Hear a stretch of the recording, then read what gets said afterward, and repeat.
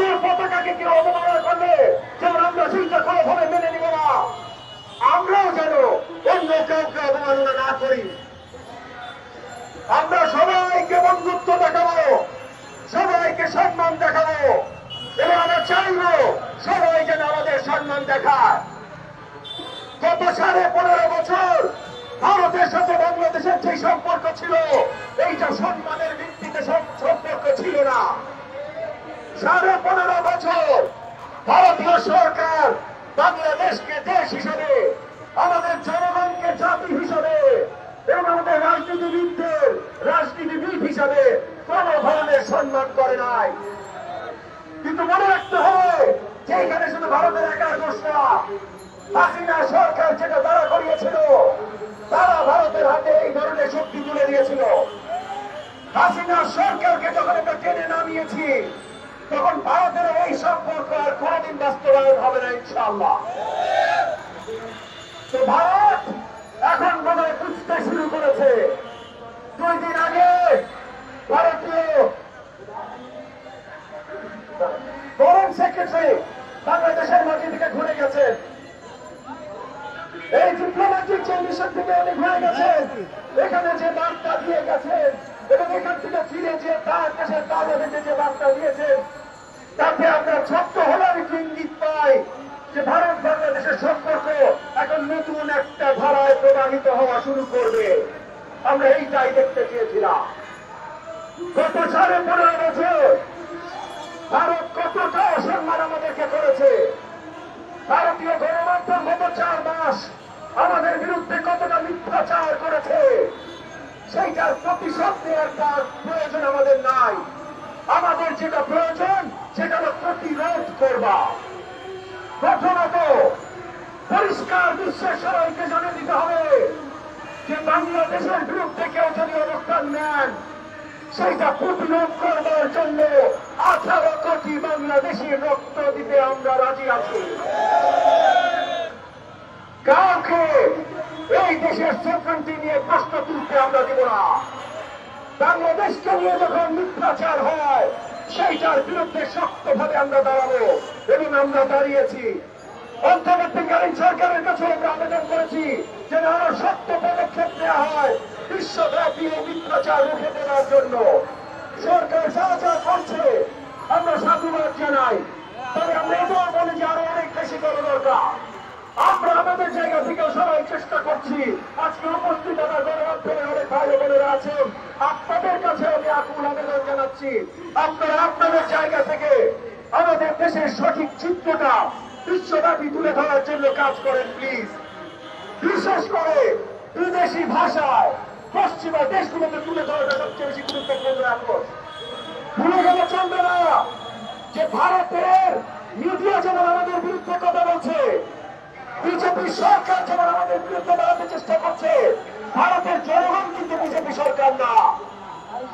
ভারতের জনগণ কিন্তু জুলাই আগস্ট মাসে আমাদের জন্য মিছিল করেছে। ভারতের বড় বড় বিশ্ববিদ্যালয় থেকে লম্বা লম্বা হাসিনা বিরোধী মিছিল বেরিয়েছে। আমরা যেমন করেছি, আমাদের সাথে সলিডারিটিতে ভারতের তরুণরাও করেছে।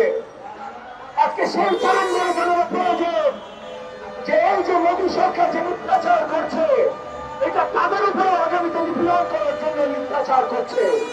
শুধু বাংলাদেশের বিরুদ্ধে না, কিন্তু বাংলাদেশের বিরুদ্ধে যখন ভারতের সরকার এবং হাসিনা নিপীড়ন করেছে, তখন বাংলাদেশের জনগণের জন্য ভারতের যে তরুণরা রাস্তায় নেমেছে, সেই তরুণদের থেকে মোদী সরকার ভয় পেয়ে গেছে। সেই তরুণদের থেকে মোদী সরকার ভয় পেয়ে গেছে যে হাসিনার বিরুদ্ধে যদি নেমে তরুণরা হাসিনাকে নামাইতে পারে, তাহলে আমার বিরুদ্ধে তরুণরা নেমে আমাকেও নামাইতে পারে। তাহলে এই তরুণদেরকে এখন ভুল কিছু বুঝাইতে হবে। তো সেই তরুণদের আমাদের একটা দায়িত্ব আছে, ভারতের তরুণদের কাছে সত্য পৌঁছে দেয়া এবং আমাদের সবার ঐক্যবদ্ধভাবে কাজ করা। আমরা ভারতের বিরুদ্ধে না, ভারতের সরকারের এই পলিসির বিরুদ্ধে। আমরা ভারতের বিরুদ্ধে না, ভারতের মিডিয়ার মিথ্যাচারের বিরুদ্ধে। আমরা ভারতের বিরুদ্ধে না, আমরা একসাথে নতুন সমৃদ্ধ বাংলাদেশ গড়ার জন্য ভারতের এই যে আগ্রাসন, এইটার বিরুদ্ধে। এবং একই সাথে মনে রাখতে হবে, আমরা যদি ঐক্যভাবে না রাখতে পারি তাহলে আমরা শুধু ভারতের বিরুদ্ধে না, কারোর বিরুদ্ধেই দাঁড়াইতে সক্ষম হব না। এবং ঐক্যের জন্য আমি আজকে আপনাদের মাধ্যমে আমি অন্তর্বর্তীকালীন সরকারের কাছে একটা আহ্বান জানাচ্ছি, আপনারা বারবার ঐক্যের কথা বলবেন না। রাজনৈতিক দল যে আমরা যারা আছি, যতগুলো দল আছি, একটা আন্দোলনে যারা ছিলাম, হাসিনাকে সরানোর জন্য রাজপথে রক্ত যারা দিয়েছি, তারা প্রথম থেকে বলে আসছি যে অন্তর্বর্তীকালীন সরকার ব্যর্থ হতে পারবে না। অন্তর্বর্তীকালীন সরকার আমাদের সরকার, তাদের যা প্রয়োজন, যেটা করা প্রয়োজন আমরা সবকিছু করবো, তাদের সাপোর্টে সবকিছু করবো, তাদের ব্যর্থ হতে দেবো না। কিন্তু আমরা অনেক কষ্ট পাই, আমরা অনেক দুঃখ পাই যখন অন্তর্বর্তীকালীন সরকারের কোন উপদেষ্টা মিডিয়ার সামনে, জনগণের সামনে বলেন যে রাজনৈতিক দলগুলো তাদেরকে ব্যাখ্যা করার জন্য কাজ করছে। তারা যখন বলেন রাজনৈতিক দলগুলো সংস্কার চায় না, শুধু নির্বাচন চায়। তাই আমরা সংস্কার চাই, তাই আমরা নির্বাচন চাই, তাই আমরা আপনাদেরকে বুঝাইতে চাই যে সংস্কার আর নির্বাচন দুটো সাংঘর্ষিক না। নির্বাচন নির্বাচনের জায়গায় সেটা সময় মতো হইতে হবে, আমরা সেটা চাই। সংস্কার সংস্কারের জায়গায় সেটা কন্টিনিউয়াস হইতে হবে, আপনারা করবেন। নির্বাচিত সরকার যখন আসবে ইনশাআল্লাহ, যদি জনগণ আমাদেরকে বেছে নেয়, আমরা যখন আসবো তখন আমরাও করবো ইনশাআল্লাহ। দুইটা সাংঘর্ষিক না, দুটো একসাথে হইতে হবে। এবং মনে রাখবেন ভাই, জনগণের কাছে দায়িত্ব দিতে হবে এবং জনগণের কাছে দায়িত্ব একমাত্র ভোটের মাধ্যমেই দেওয়া যায়, অন্য কোন উপায় এখনো বের হয় না। শেখ হাসিনার সরকার বারবার একটা কথাই বলেছে যে জনগণের জন্য আমি এটা করছি, কিন্তু ভোট দেয় নাই। তার মানে সে পরিষ্কার করেছে জনগণের জন্য সে করে নাই।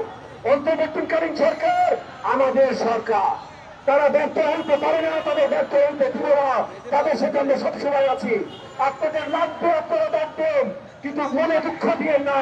এই ধরনের কথাবার্তা বলেন না যে আমরা একত্রিত না, এই ধরনের কথাবার্তা বলেন না যে আমরা আপনাদের নামাইতে চাই, এই ধরনের কথাবার্তা বলেন না যে আপনারা সঠিক সময়ে সঠিকভাবে সঠিক নির্বাচন দিবেন না, এমন কথা আপনারা বললেন না।